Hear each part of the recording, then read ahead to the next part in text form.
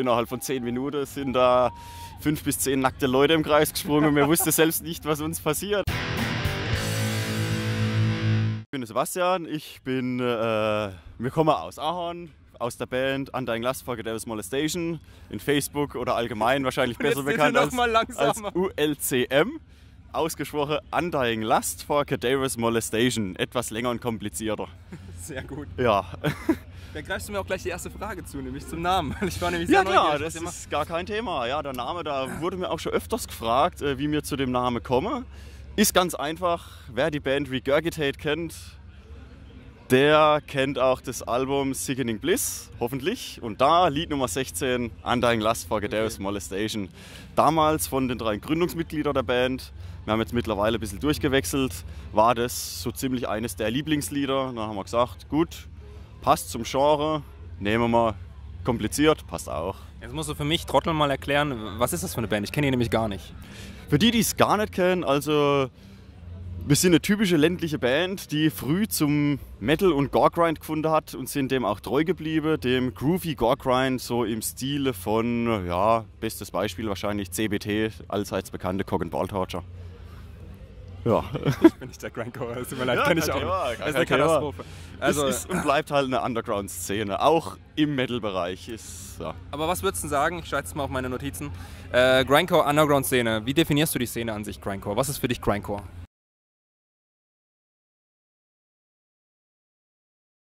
Grindcore speziell, sage ich mal, um da gute Beispiele zu finden, ist, sage ich mal, der politische, schnelle Punk im Sinne von Napalm Death. Das kennt ja, denke ich, wirklich jeder, der mit dem Grindcore zu tun hat. So dieser Stil, das ist meiner Meinung nach so der typische Grindcore. Ja, alles Weitere dann, wie jetzt auch Gore Grind, sind dann halt Untergruppierungen, wo es dann textmäßig oder musikalisch dann leicht abgeändert wird. Ja. Wo würdest du euch dann einordnen von der Gruppierung her? Von der Musik und dem Textmäßigen her im Gore Grind. Okay.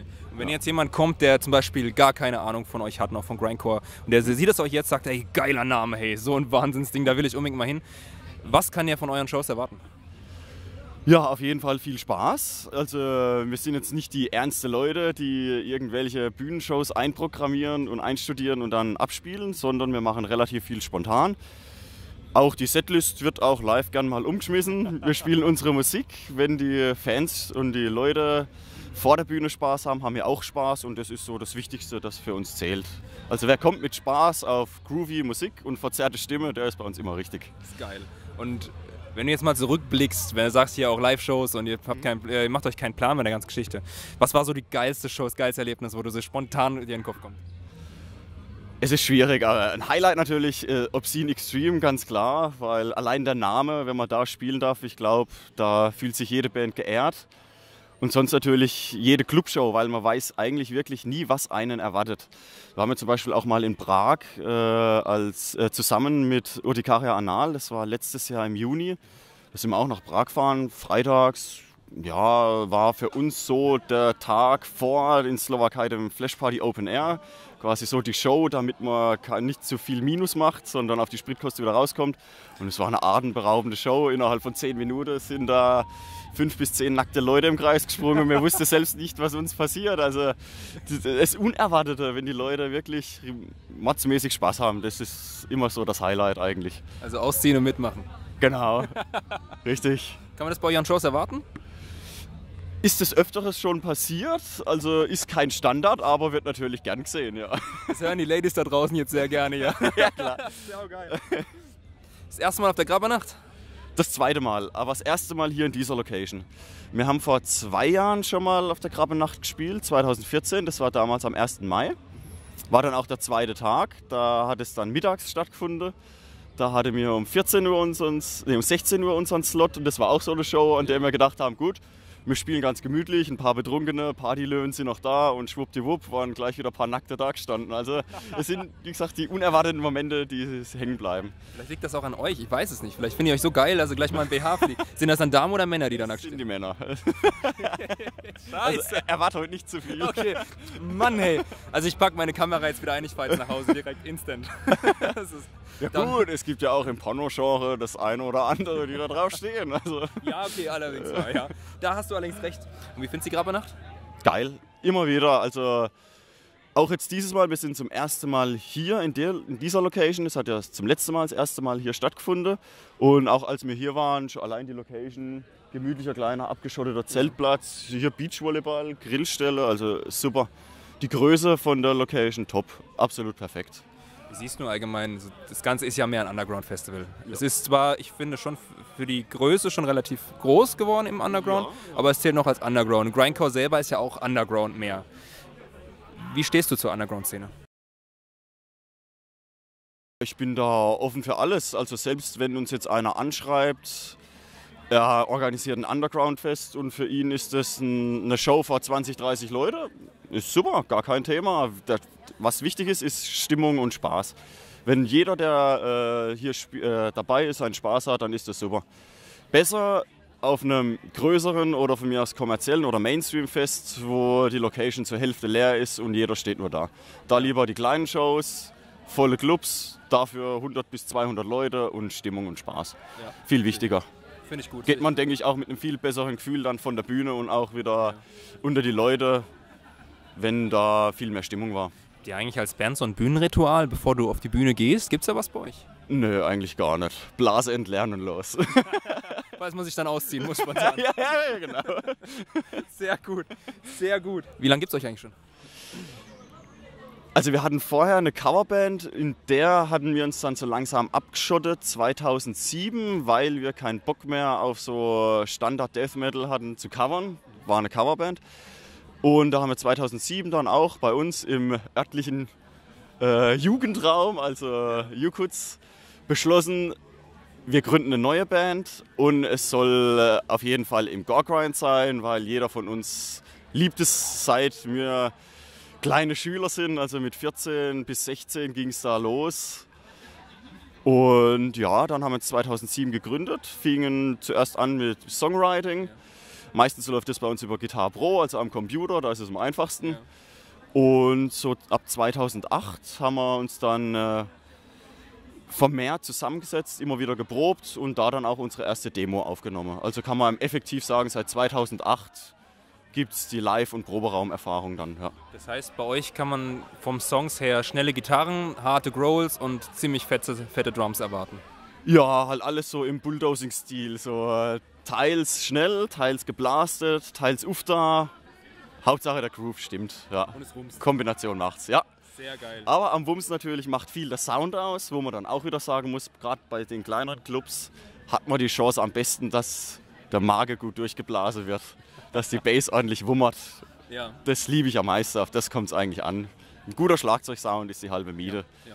Gerade auch in dieser Musikrichtung, finde ich. Ja, definitiv. Ja. Deine Chance, Eigenwerbung zu machen. Was ist so der geilste Song, den ihr so deiner Meinung nach im Programm habt? Jahrelang waren wir uns in der Band eigentlich einig, dass I'm a Pornoholic so das Lied der Lieder ist. Schnelle Uftas, kurze Breaks und auch ein mordsmäßiger Groove im Mittelpart. Wirst du heute auch noch erleben. Geil. Mittlerweile haben wir jetzt, sind wir dabei, schreiben fleißig Lieder für eine neue CD, die Ende des Jahres, Anfang nächsten Jahres aufgenommen wird. Und da sind auch schon wieder Lieder dabei, wo wir sagen, das könnten richtig geile Ohrwürmer werden. Geil. Aber meistens entscheidet sich das dann, wie gut uns ein Lied gefällt, je öfters man es geprobt hat. Wenn es mal so richtig flüssig sitzt und man dann merkt im Proberaum und fiebert schon richtig mit, dann weiß man, der wird gut. Echt geil. Das heißt, später dann, wenn du wenn du deinen Lieblingssong spielst, dann sagst du kurz, Johnny, es ist soweit, und dann komme ich in die erste Reihe und dann wird ordentlich Headbang. Da sage ich, das Lied widmen wir heute dir. Oh, das ist heute für dich. Jetzt strahlt mein Scheiß, das strahlt mein Herz. Du machst mir da eine Freude mit. Dankeschön. Gerne doch, gerne. Geil. 20 Uhr ist euer Slot, gell? Genau, ja. Ab 20 Uhr. Ja, da muss ich das Interview mit Hacknight leider abkürzen. Das geht nicht. Ich versuche es ein bisschen ans Ende zu legen, dann bin ich auf jeden Fall vor der Bühne. Ja, oder andersrum. Ich glaube, I'm a Pornoholic, das ist so eines der letzten 4 Lieder. Sehr gut, sehr gut. Ich gebe mir Mühe, wenn nicht, dann muss ich kurz unterbrechen. Kein Thema. Das kriegen wir hin. Gar kein Thema. Oder es gibt einen Repeat danach. Ja, wenn es eine Zugabe gibt, wir dürfen, gib's Bescheid, ob du es gesehen hast, und dann können wir es nochmal spielen. So machen wir es.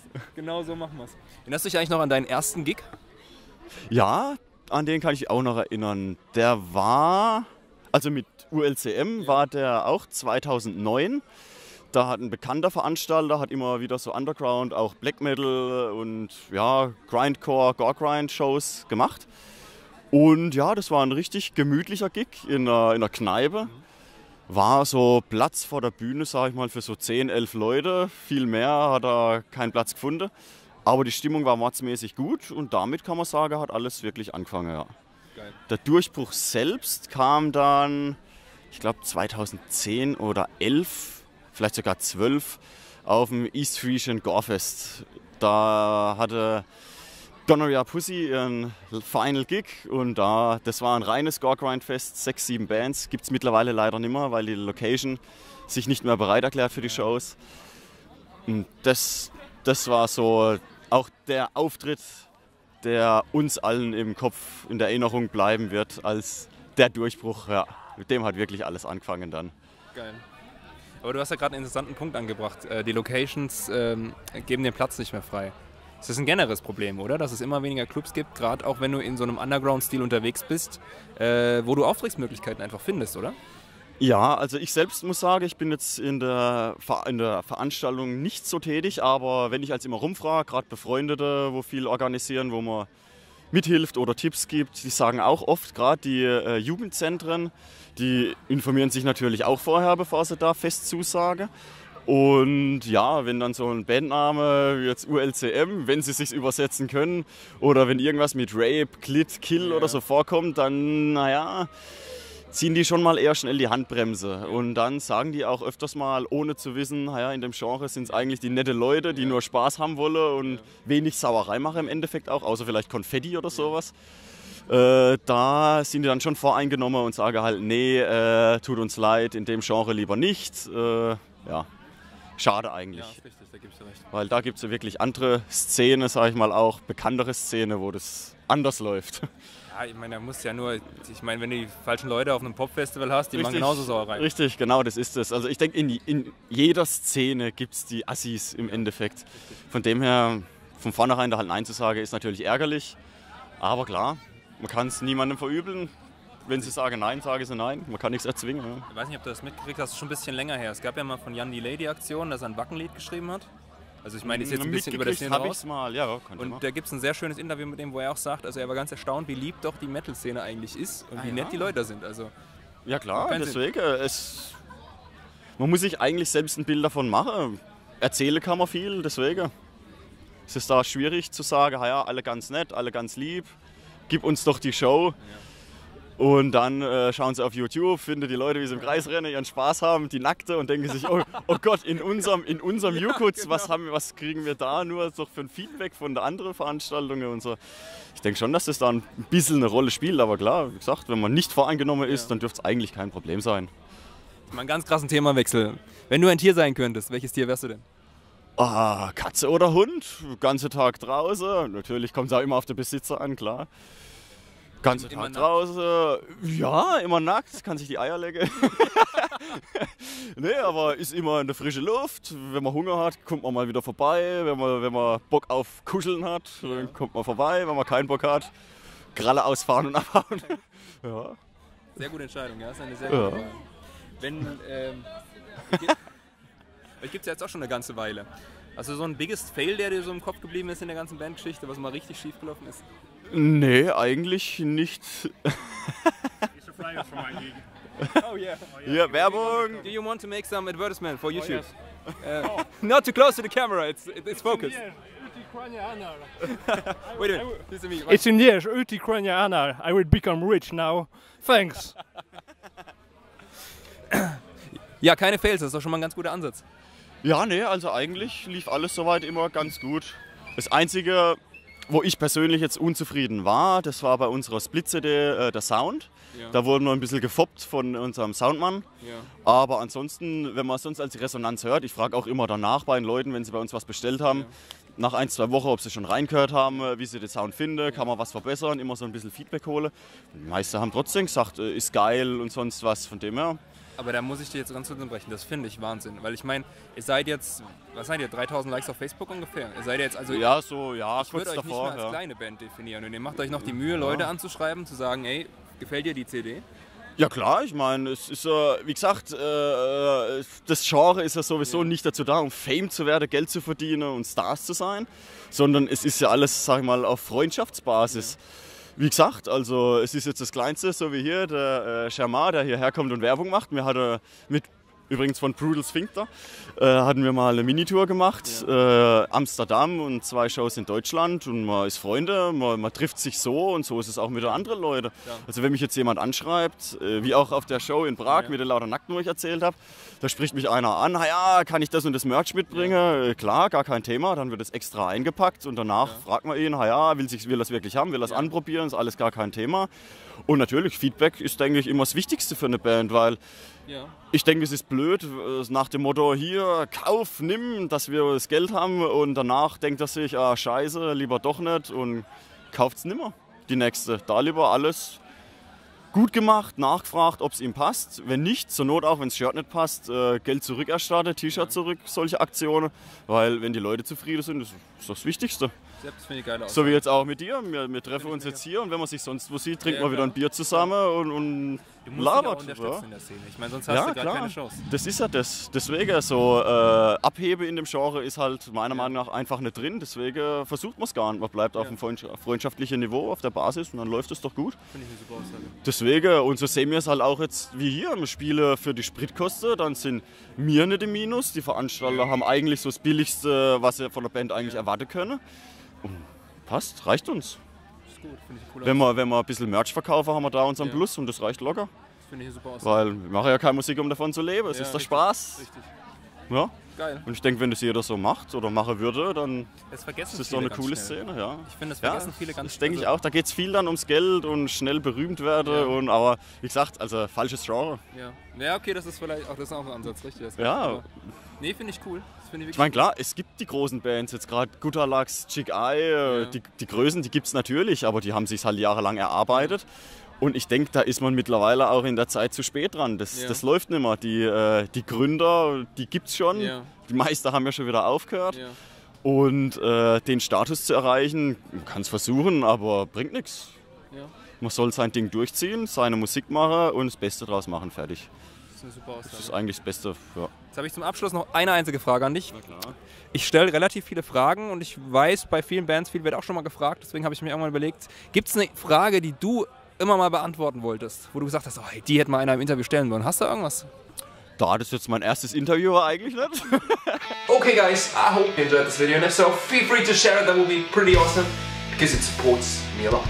So thank you very much, and make sure to check out the band, they are absolutely amazing, and I guarantee you it's worth to buy a ticket, get on the plane and fly straight to Germany for one of their shows, because they are so amazing! At this point, the only thing left to say is, I hope you had a wonderful day, you have a great time, and hopefully, see you soon.